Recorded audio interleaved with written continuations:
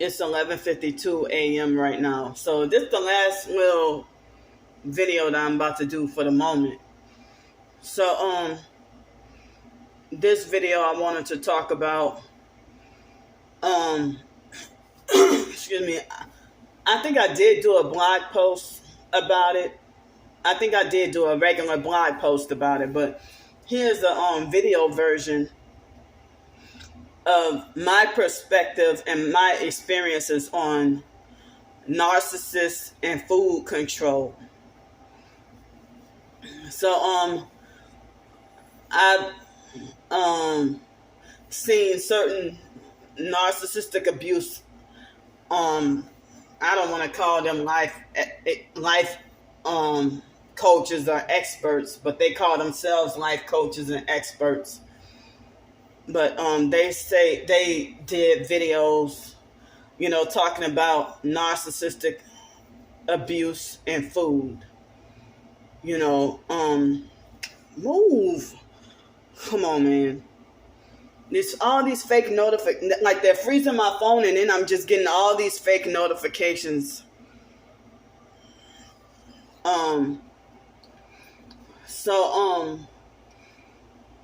Now it kind of threw me off my thought. So, I was trying to say that, like the so-called experts or life coaches with the narcissistic abuse have done videos about narcissistic abuse and food. Like how narcissistic abusers treat the victim when it comes to food. Excuse me. So, like when I was a kid, they had this obese special ed teacher's assistant. Well, it was a few of them though. Used to punish you for not eating all your food. And I'm like, but what if I don't like doggone whipped cream? Or what if I don't like tomatoes? I don't like this, I don't like that. I don't like sour cream. I don't like onions, for example. Excuse me. So, if the narcissistic abuser will force you, they will force you to sit there and eat the food. And, they will punish you if you waste food, but then if you eat all your food, you get called greedy. Narcissistic. I've heard stories about narcissistic parents who fat shame anorexic, skinny, malnourished children and call them fat. So after I started taking Prozac when I was in 5th grade, I think, that was when people started to call me fat and greedy, and I wasn't even really that fat.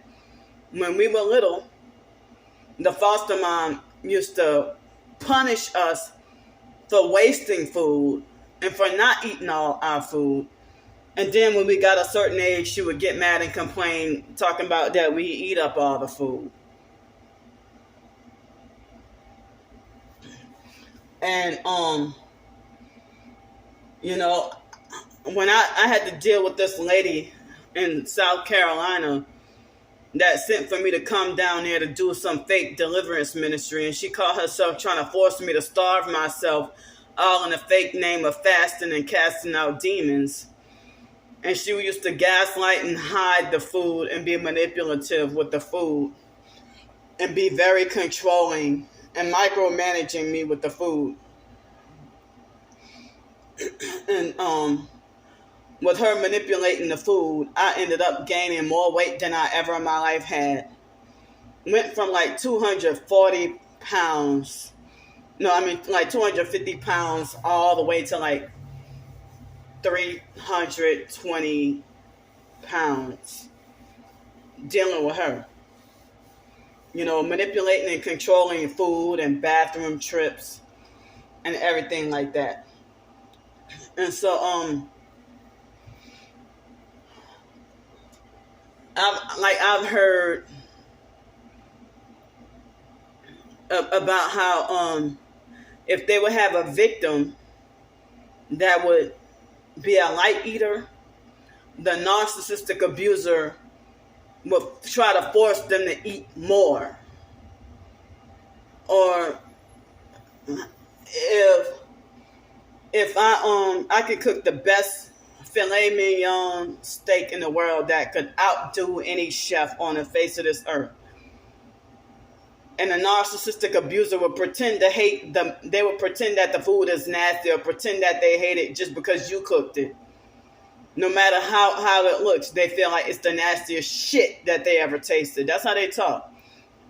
You know, if they'll try to make it like it's the nastiest vomit that they ever tasted.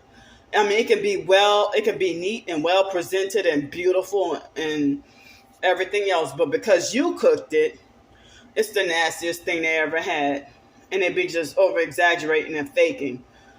But then, if somebody could make like a dry steak with no flavor, no seasoning, or anything like that, and then they'll smack their food and then talk about how it was the greatest steak that they ever had.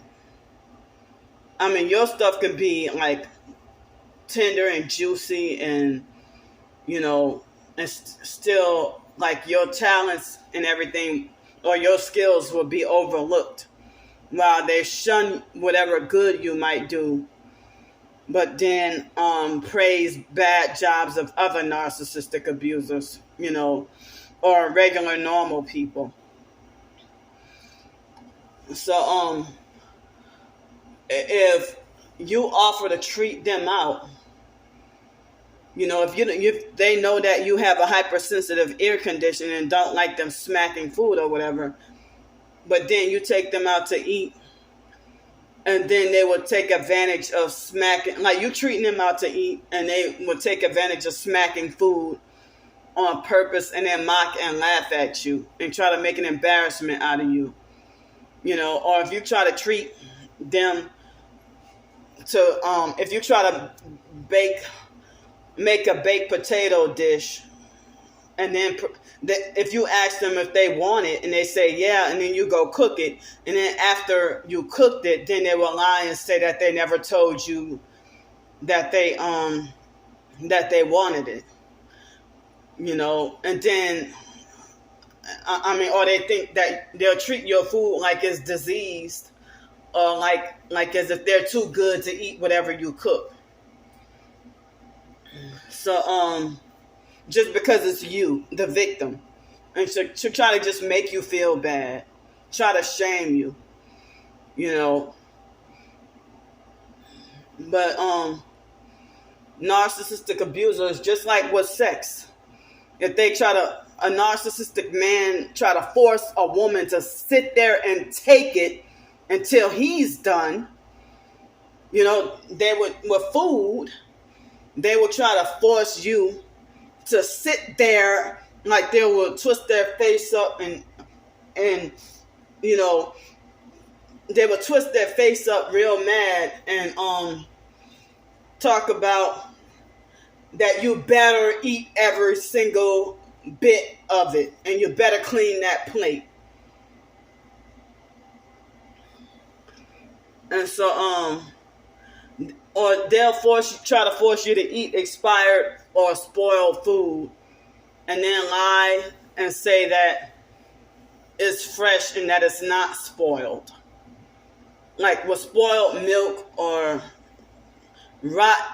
moldy rice or spoiled milk or something like that, they will force you to eat it anyway.